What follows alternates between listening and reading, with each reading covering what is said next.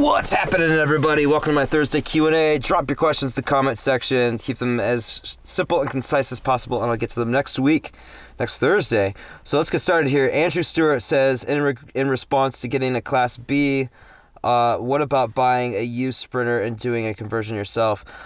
A lot of these, you guys didn't know we were getting the Express van before you dropped these questions, but we are doing that with our Chevy Express instead of a Sprinter.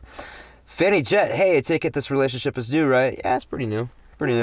Because you've been by yourself for a while now. She's very pretty. How are you doing with your new space? Because I see that you redecorated a bit. We're doing pretty kick-ass. We're going to be doing even more kick-ass in the new van.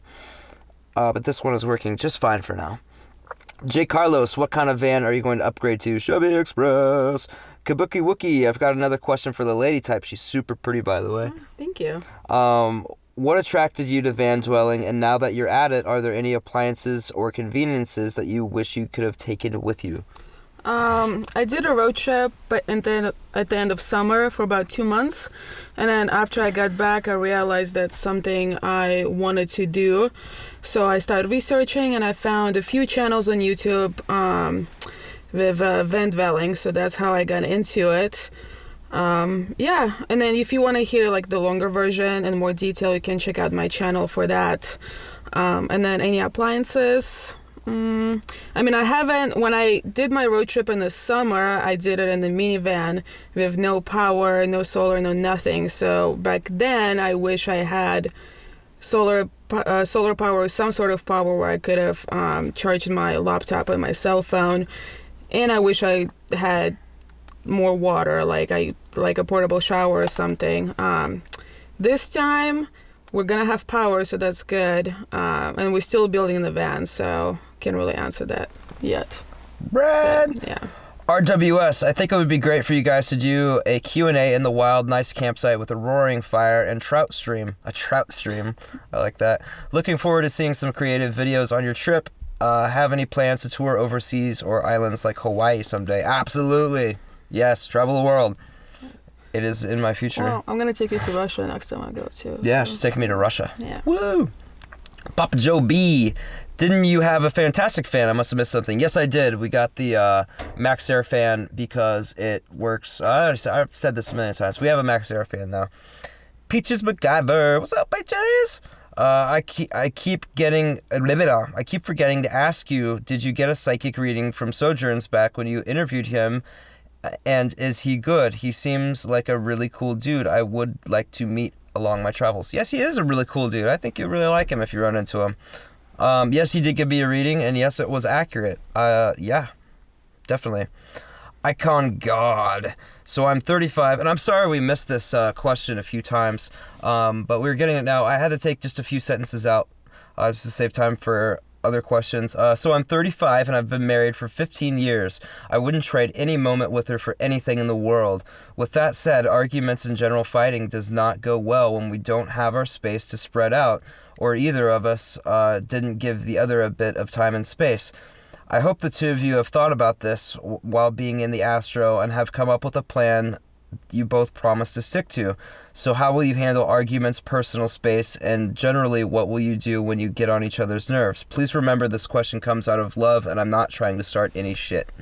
So our conflict style of both of us is the same, is when something happens that makes us upset, we go inside and we try to figure it out, like what that is, what it means. Is it something we need to change? Is it something we need to adapt to?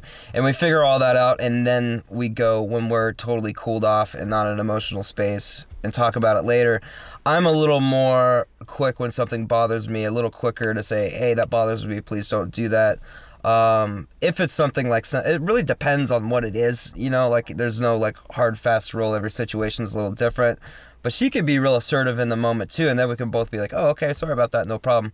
So we haven't had like any fights or arguments at all. We've done things that the other person found objectionable in some way, and we processed it and talked about it later, and it was fine. We're both introverts. We both need our personal alone time, so we let each other do that, and we respect that. and we're working on our communication and everything. We're both used to being alone and running our own show and doing whatever we want when we want. So we're both having to adapt to, having to work as a team, and that's been kind of a challenge for both of us.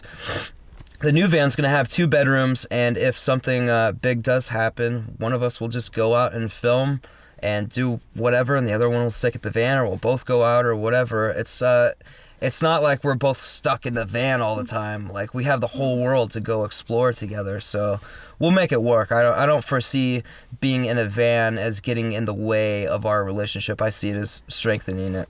I'll have 2 rooms, though, not 2 bedrooms. 1 bedroom. Or 1 bedroom, one living room. room, kitchen, and then also the front area where the seats are. Thank you for that comment, by the way. And doing it in such a respectful way. NH Libra, New Hampshire Libra. I thought you were from Mass. No, I'm not. I just love Massachusetts, especially Salem and Boston. Really New England in general. Thank you for sharing the Firefly stuff. Sorry I had to cut that out. I got a lot of questions this week. Bear 8 photos. This might be an inappropriate question, but did Evie bring a large sum of money into the situation? That's an expensive fan. Sugar mama? I'm not a sugar mama. When I decided to do van life, I started saving all of my money so I can buy the van and build it. So I had all this money saved up to buy the van and build it. So now we're using the money to upgrade, and we bought a new van. So yeah, just the money that I saved up. Yeah. Boom. William Dolitz. For the plans for the 18-year-old going into the world, I took the 2-year tech school route and paid off my debt by the time I was 25. I was not making all that much during the time too, and paying on a house. Also learned skills that I've been using everywhere I go. That's awesome advice. How long ago was that though? I'm curious about that. So your question is, did you get new ink on your chest? Any advice picking your first tattoo? Here's the deal with the chest tattoos on me. I got one that was really stupid, and I really regret it, and it looks terrible, and it's stupid, and I hate it. And then I paid someone like a couple $100 to do a cover-up, and they got the outline done, and it looks terrible. So now I've got this giant monstrosity on my chest that looks ridiculous, and I've got to pay somebody to do a good tattoo to cover all of it, cover up the cover up. So my advice for picking your first tattoo is, 1, make sure it's something that means a lot to you and that it will never not mean a lot to you. And secondly, and probably most importantly, make sure you get somebody who really knows what they're doing and is a real true artist and is really, really good at what they're doing to do it. And it's going to cost money to find somebody to do that, but it's not worth it to get cheap tattoos. It is not worth it. Can I add something? Absolutely. Make sure to take your time planning your tattoo as well. I have a couple of pieces, and on my first one, on my half sleeve, it took me like 6 months to really plan it out on what exactly I wanted, the style I wanted, and then it took me another 3 months to find a tattoo artist that I trusted. So really, really take your time. Don't make the decision and like get the tattoo like a week later. Take at least a couple of weeks to a month to really make sure that it's something you like, especially if it's a big piece as well. Be 100% excited about it still. Yeah. That's good advice.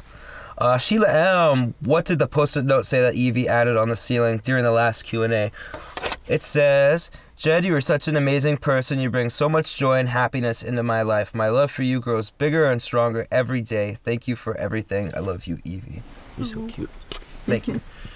Autistic Banner, did you have any plans to visit the Badlands in North Dakota and see the Medora musical? I saw the Badlands last time I was going to Salem, and they were epic. I wish I had the drone for that.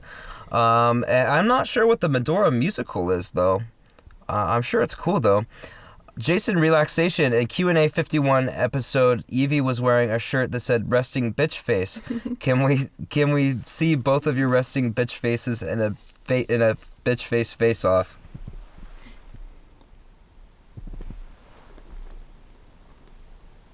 Okay, so Gypsy Gold says, have you ever considered finding an all-wheel drive Tiger Chevy Astro van? They look pretty sweet, and that's what I'm looking to upgrade to. Yeah, I have thought about it. Those are sweet. If we would have found a killer good deal on that, we might have gotten that instead of the Express. But they're so small, but they're so cool. For one people, I think that's like the ultimate Class B. Mike F. If you could have one item with you on the road to make van life easier, what would it be? Is this something that I already have or something that I don't have that I'd like to have? If it's something, actually either way, it's unlimited internet access that's super fast all the time. Nia Haxton, very, very, very, very, very close second is a fridge. Nia Haxton, hey, I'm hoping to start a van conversion this summer, wondering if you use solar panels and what is your setup. Is this something you could do a more in-depth video of? Thanks, man. Awesome channel. Thank you.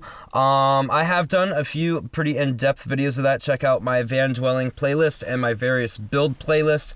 Information beyond that you can find at cheaprvliving.com and on the Cheap RV Living YouTube channel and on Enigmatic Nomadics and various other van dweller channels. There's plenty of information online. Check out my van dwelling playlist for sure though, and those other ones I mentioned. The Torah. Any thoughts on how to prevent heightened self-awareness from devolving into self-consciousness? Or consciousness. Yeah, and then I asked you to explain further, and thank you so much for getting back to me. You said, I mean that it's easy for me to overanalyze every action that I take or thought that crosses my mind. At times, it can feel that it keeps me in a loop. It's difficult to describe, but sometimes the awareness of my issues slips insidiously into taking on these issues as the definition of myself. I am not sure any of that makes sense. I just have felt like I have been stagnating on the road of self-love lately. That makes perfect sense to me, actually. I do that all the time. I think that's a natural process. I don't think that, like, enlightenment or, like, being completely at peace with yourself and the world is supposed to be, it just happens and boom, you're that. I think it's an in and out thing. It's a night and day. It cycles, you know, just like everything else in nature. And I don't think there's anything wrong with that. There's nothing wrong with that. It happens all the time. It's like, I do that all the time. I'll be like totally at peace and everything is awesome, you know, and then I'll slowly start getting into my mind and get deeper and deeper and deeper and deeper and more lost in it. And then suddenly, poof, I remember, oh, this isn't me. Everything is me. Like I am the peace. I am the awareness of like my thoughts. I am not my thoughts. I'm the awareness of them. And then I have some huge breakthrough and I let go of some like branch of like subconscious beliefs or it's hard for me to explain too, but I know exactly what you mean. And your original question was any thoughts on how to prevent this. You can't prevent it. There is no preventing it. That's the natural, that's how you grow. You get lost and then you find your way out. You get lost in your mind and then you find your way out. That's it. There's nothing wrong with that. That's just the way it is from my perspective anyway. So yeah, that is self-love. You're actively trying to improve yourself by letting go of beliefs which no longer serve you, letting go of habits that don't make you the best version of yourself or don't lead you to peace and fulfillment. That is loving yourself. You are loving yourself doing this. So keep up the good work. Luke Richards, yo man, I've been watching your videos for months now and leading up to my trip. I'm from Australia and will be in the States in weeks' time. My plan is to buy a van and drive it east to west. I'm looking to buy a van in San Francisco. I was told to look for vans on Craigslist. I haven't found one yet. Do you know of any other sites I could look at? No, I do not. We are looking to spend around $5,000. Do you think we'll be able to pick up anything decent? Absolutely. We just got our new Chevy Express for $5,100. It's got 80,000 miles on it and it's rad. So yeah, totally. Look in Oakland and like Santa Rosa. You'll find much better deals than other towns, cities in the Bay Area. San Francisco's very expensive. Oakland, San Francisco, stuff like that. Santa Rosa, you'll probably find much better deals there. Also, when we're up there, do you have any tips for us on where we could park at night? Walmart's a pretty safe bet, except for California. I think California in general has banned it. Check out various YouTube channels. Will Burson's got a ton of parking videos. Bunch of van dwelling YouTubers have videos on that. There's all kinds of places. Yeah, you'll really figure it out. Have a few pointers could help. I heard hotel car parks. If you wake up early, if you wake up before like 10 a.m., and it might even be a little earlier in some hotels, a lot of people have done that. I wake up later than check out, so it wouldn't work for me, and it's too noisy anyway. States out west have BLM, it's Bureau of Land Management. It's free camping for up to 14 days. Those are rad if you can find one. Dan Costel, sorry I can't help you more. Check out the forums at cheaprvliving.com. Someone there, or a bunch of people there, will give you all kinds of ideas. Dan Coste, when you're driving down the highway on some random beautiful scenic route, can you speed up the recorded video so that it looks like you're driving at Mach speed? Yes. Is it also possible to trick out the editing software that maybe put the speedometer readout in the video to like 767 miles per hour? I think that would be pretty awesome. Yes. I might do that someday. And I read that all like backwards and whatever. Lil man, I want to make a van when I get cash just for fun or future purposes. My only problem I don't understand is how to fix wires, outlets, and battery banks. Where can I go to learn about these things? Check out my van dwelling playlist. Check out cheaprvliving.com, Cheap RV Living YouTube channel, and Enigmatic Nomadics YouTube channel. And there's tons of van dwelling YouTube channels now, and lots of them are very helpful. Yeah, so check those out. Vegan Rat Mama. Hey, so what do you do for your mail-in registration? Do you just flat out tell the DMV you're living in your van? No. Thanks for answering. Love your channel. I use my parents' old address from the house they used to live at because I don't want to blur out my license plates. Otherwise, when I re-register this van, I'm going to have to use this address or find a different one. But I don't think I'm going to re-register this van. I think I'm just going to keep it with expired plates. I haven't gotten pulled over yet. It's been so long. I'll just explain the situation. It won't pass the EQ, and they'll probably let me go. So yeah, that's what I do. And I just don't receive mail. So, and you have a paid... Well, yeah, I'm gonna do ipostal.com thing. You get your mail sent to an address that looks like a house address, and it's actually like a small postal service place, and then they can mail you your mail to anywhere you're at, or they can keep it, they can shred it, they can also take pictures of it and scan it and email it to you. I haven't done it yet, but because I don't have parents here to use their address, I have to do that. So nice. And our final question is from Bonnie Charette. I think it's Charette. Is that Charette or Charette? I don't know. Sorry, I'm not sure how to pronounce your last name. Have you ever thought about electric underfloor heatings? Yes, I thought about that not too long ago, actually. And it's so the rest you said, check out opensourceliving.com for low watt electric force heating that goes under your laminate floor. He's hooking it up to a solar. Seems like it might work well. Have to order it from the UK though. I have found several vids using the same technology in different structures. I think that's a killer idea. We probably won't do it. Yeah, we when I lived in Moscow in our new condo that we moved in before I started traveling, we actually had under the floor heating in our whole condo, and it was amazing. But we put it under tile. We had tile floors in like living area and hallways and stuff. Should we do Worked that? Amazing. Should we do that then? We can think about it if we can find. I don't know if they sell it here in US, but we can definitely look into it. Yeah, we're gonna look into it a little more. So thank you guys so much for watching, and I will see you next time. Love yourself.